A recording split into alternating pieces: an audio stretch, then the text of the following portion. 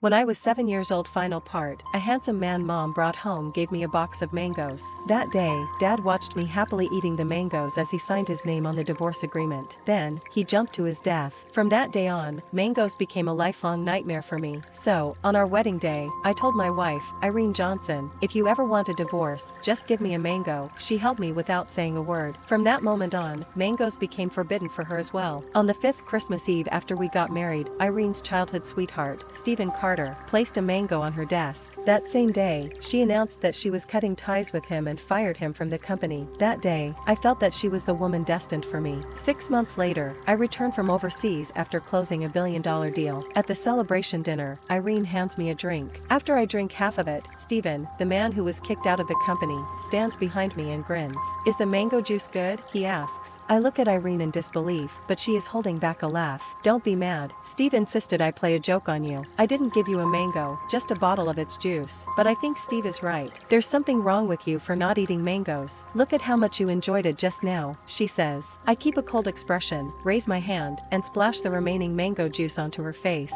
Then, I turn and walk away. Some things are never a joke. Mangoes aren't, and neither is my decision to divorce. Mr. White, your stomach condition has flared up due to stress-induced triggers. From now on, don't consume any food that you dislike. Otherwise, it might not just be a stomachache the next time. You could end up having part of your stomach removed. Stay in the hospital for a day's observation, and make sure to let your family know to come as soon as possible. I went quiet after hearing the doctor. For a new project, I worked day and night abroad for 39 days straight and finally made it home safely. I never expected that a glass of mango juice from Irene Johnson at the celebration dinner would send me straight to the hospital. I instinctively opened the pinned WhatsApp chat. I had just typed 2 words when something felt off. After taking a careful look, I confirmed that it was Irene, but she had changed her profile picture to a green mango. Just as I was staring blankly at the chat window, Irene's call came through. Her voice on the phone was icy. "I'm home. Where are you?" I stayed quiet. In the past, I would have forgiven her immediately, pretending nothing had happened and moving on with the conversation. But tonight, I had no idea what to say. Irene grew annoyed. "Jason White, how long are you going to keep making a scene? I'm at the hospital." She fell silent. She had never cared about my health, and she could never have imagined that a single glass of her mango juice would land me straight in the hospital. "Wait for me at the hospital. I'm coming right away," she said. I didn't want to deal with her, yet my weakened body kept me from moving. Time slipped by. The doctor came to check on me 3 times, but Irene still hadn't shown up. Just before falling asleep, I checked my phone one last time and saw Stephen Carter's Instagram story that said, "Every time I get hurt, my little princess shows up like magic." It's so nice. The photo showed Irene putting a bandage on him. Stephen's profile picture was a yellow mango. It was pretty, yet it made me feel sick.